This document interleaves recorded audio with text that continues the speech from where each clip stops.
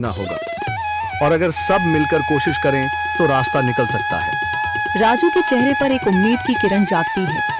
हाँ बाबा जी, अगर सब मिलकर काम करें तो हम पानी ढूंढ सकते हैं। हमने पहले कभी यह कोशिश ही नहीं की। लेकिन इतनी कठिन जमीन में नया कुआं खोदना आसान नहीं। मुश्किल जरूर है, नामुमकिन नहीं। अगर हम मिलकर काम करें तो ये हो सकता है। राजू खड़ा हो जाता है। उसकी आंखों में एक नई रोशनी है। तो फिर हम कल से काम शुरू करेंगे। मैं गांव के सभी युवाओं को इकट्ठा करूंगा। हम मिलकर नया कुआं खोदेंगे। यह कहते हुए वह शामू के साथ गांव के दूसरे युवाओं को बुलाने के लिए निकल पड़ता है।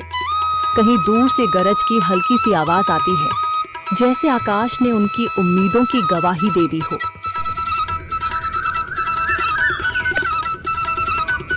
अगली सुबह राजू और शामू गांव के युवाओं को इकट्ठा करने निकल पड़े। चौधरी महेश की हवेली के सामने एक भीड़ जमा है। बाबा जी, संदरी, गांव के कुछ बुजुर्ग और किसान सभी मौजूद हैं।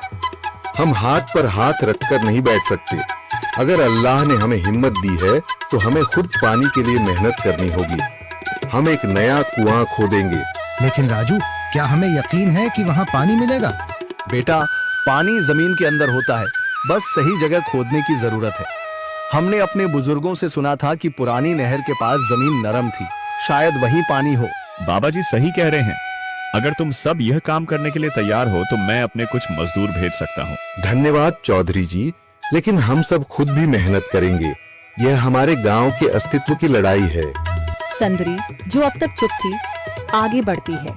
हम औरतें भी पीछे नहीं रहेंगी। हम पानी लाने की व्यवस्था करेंगी, खाना बनाएंगी, ताकि तुम सब आराम से काम कर सको। यही हिम्मत चाहिए थी संदर। पूरा गांव एक नई उम्मीद के साथ कुआं खोदने की तैयारी में जुट जाता है। दूसरी ओर कुआं खोदने का काम शुरू हो चुका है। राजू, शामू और दूसरे युवा बेलचे चलाने लगते हैं। मिट्टी बाहर निकाली जाने लगती है। तेज गर्मी के बावजूद सब पूरी हिम्मत के साथ जुटे हुए हैं। दोपहर की तेज धूप जमीन आग की तरह तप रही है। गांव के लोग लगातार कुआं खोदने में जुटे हैं। हाथ छिलने लगे हैं, माथे से पसीना बह रहा है, मगर किसी ने हार नहीं मानी। महिलाएं पानी और सत्तू लेकर आती हैं ताकि पुरुषों को कुछ राहत मिले। हमें और गहराई तक जाना होगा। अब तक सिर्फ सूखी मिट्टी और पत्थर ही निकल रहे हैं। राजू, यह बहुत कठिन काम है। अगर हमें पानी न मिला। अल्लाह मेहनत करने वालों को कभी निराश नहीं करता बेटा। तुम सब अपनी कोशिश जारी रखो, पानी जरूर निकलेगा। हिम्मत मत हारो। अगर अब रुक गए तो फिर कभी पानी नहीं मिलेगा। सभी फिर से जोश में आकर काम में जुट जाते हैं, मगर सूरज की तपिश बढ़ती जा रही है और कई लोगों की सांसें तेज चलने लगती हैं। तभी एक तरफ से रामलाल और उसके आदमी हंसते हुए आते हैं। अरे भाई, तुम्हें लगता है कि जमीन तुम पर रहम करेगी?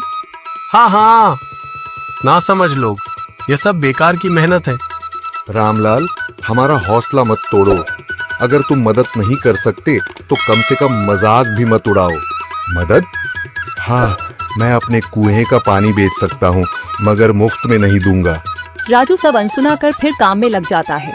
शाम होने लगती है, लेकिन अभी तक पानी का नामो निशान नहीं। कुछ लोग मायूस होकर पीछे हटने लगते हैं। राजू, शायद रामलाल सही कह रहा है।